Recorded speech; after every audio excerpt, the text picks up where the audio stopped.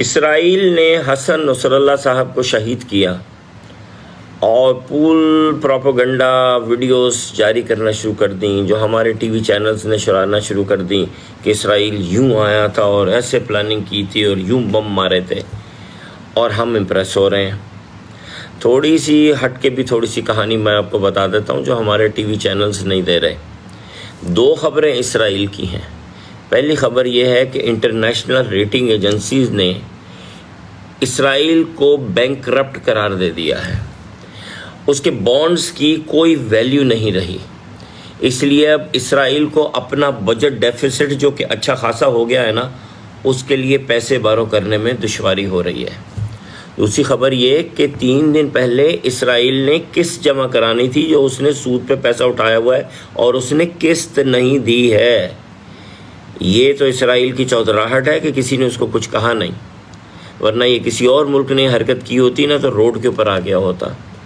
लेकिन बहरहाल बात है कि उन्होंने अपनी किस्त नहीं दी। ये नौबत आज तक पाकिस्तान के साथ भी नहीं आई कि हमने अपने कर्ज की ड्यू किस्त ना दी हो। अब आप अमेरिका की सुन लें।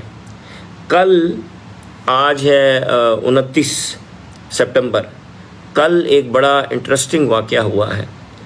एक दिन में अमेरिका का बजट डेफिसिट $275 बिलियन बढ़ा है। ये तारीखी एक रकम है, यानी इतने अखराजात बढ़ गए और इनकम इतनी कम हो गई कि एक दिन में अमेरिका को अपना इतना बड़ा अपना बजट डेफिसिट बढ़ाना पड़ा। और इसके साथ साथ अब सिचुएशन ये है कि एक महीने में $1 ट्रिलियन बजट डेफिसिट का इजाफा हो रहा है। और ये दोनों मुल्क अपनी माशी तबाही की तरफ बढ़ रहे हैं, इसराइल भी और अमेरिका भी। बस वक्त का इंतज़ार करना है। अल्लाह ताला का अपना एक वक्त होता है। हम बेसब्रे भी होते हैं, हम घबरा भी जाते हैं, हम डरते भी हैं, और लोग हमारे उस डर का फ़ायदा उठाते हैं। मिसाल के तौर पे मैं आपको बताता हूँ, जर्मनी की मिसाल लें। ये वो मुल्क था जिसने सबसे बढ़ चढ़ के सबसे पहले इसराइल की हमायत की थी, और इस वक्त इकोनॉमिकली बिल्कुल कोलैप्स हो गया है जर्मनी। उसकी वाज़िया मिसाल ये है कि जर्मनी 2 इंडस्ट्रीज़ पे खड़ा, केमिकल पे और इंजीनियरिंग पे, मैकेनिकल पे। और मैकेनिकल में उनकी सबसे बड़ी कंपनी थी वोक्सवैगन। 3.5 लाख बंदा वहाँ काम करता था, उससे भी ज़्यादा। बिल्कुल बैंकरप्ट हो गई है।